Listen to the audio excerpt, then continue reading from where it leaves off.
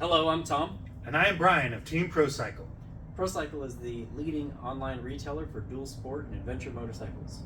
Today we're excited to share with you our new project bike. That's right, it's a 2021 Yamaha TW200. Aftermarket support for this bike has kind of grown over the years. But for a bike that's been around since the kind of late 80s, I was expecting to see a lot more when we started kind of really looking into this bike. Do we have anything planned for this bike? I know we've got some parts laid out here. Absolutely.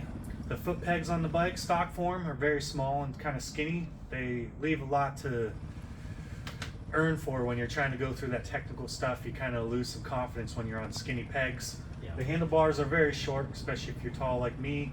Even if you're not as tall as me, like Tom here, they're still a little short for him. We're going to put on some risers for that. The seats are a little tough, so we're going to definitely change the seat out. One of the biggest downfalls of this bike is tires that fit the stock wheels, and there's just not a lot of options out there, so we are actually going to come up with a wheel set to give you more tire options for this bike.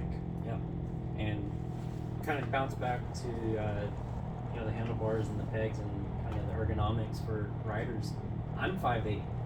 Brian, you're 6'3". 6'3", and we both felt that it needed to be brought up a little bit on the controls area on the handlebars. I felt even on some of those technical sections it was a little hunched over. I wanted to be up a little bit more so I could see where I'm going, not where I'm at.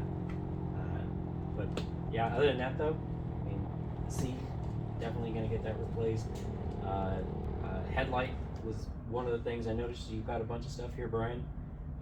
This LED headlight I think will be a great replacement, because I did feel that the stock headlight was a little dim. Yeah, absolutely. We have an entire build planned for this bike, and we're going to do weekly videos on that build. We both took this bike out to get our opinion on how it runs in stock form. Yeah, let's go over what we learned on that ride. Absolutely. Let's do that. Well, Tom, should we go over the street performance? Yeah, let's go ahead and start there. First gear, I felt was a little too low geared, and the carburetor was it's lacking some performance. Definitely needs a jet kit or something. I recommend leaving any intersection, like from a stop, in second gear, just to kind of get you across the intersection a little bit quicker and a little bit safer.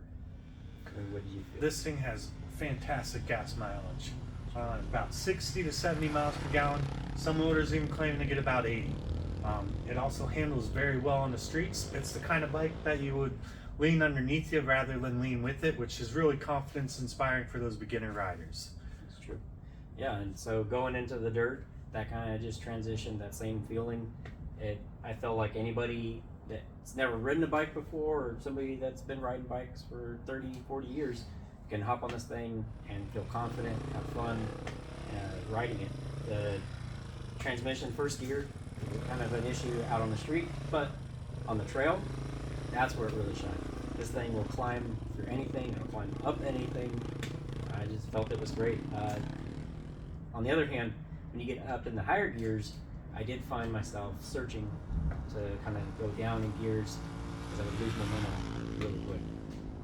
One thing we should mention is that this particular bike does not have the stock front tire on it. It actually has a Shinko SR241. It is a great replacement front tire. If you have the stock wheel, it handles extremely well in the dirt. Super tractable. You point it where you want it to go, it will go there. It won't slide out on you.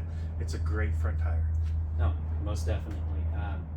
And the only other issue that I found out on the trails and riding in the dirt and stuff was the lack of a good skid plate. Ground clearance was just a little too low for me, and I did kind of find myself taking it easy through some of the real rocky sections that we kind of went through, some of the Jeep trails. I just didn't want to bust a side case or something, especially not being my bike, company bike, if you will. Yeah. But yeah, was there any pluses or minuses that you want to kind of add to? I'll go through a few of mine. It's a really great beginner platform, or if you're getting into dual sport, or if you just need a workhorse.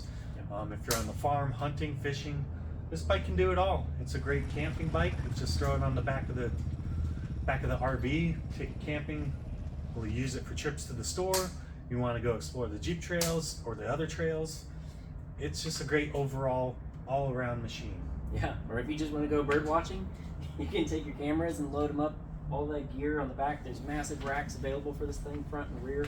If you like what we're doing, if you want to kind of see where this goes, if you have any tips or pointers on what you think you'd like to see, let us know down in the comments. Otherwise, give us a thumbs up, subscribe, and if you haven't done so already, follow us on Instagram and Facebook, and go to our website or follow the link here and subscribe to our newsletter, where we do a lot of... On our newsletter, you can find exclusive promotions and specials that you can only find there. We also do detailed articles on the bikes. We have tech talks. We have employee highlights. We have customer highlights. It's a fun time. Subscribe to the newsletter. Adventure begins here. Take the back roads or no roads.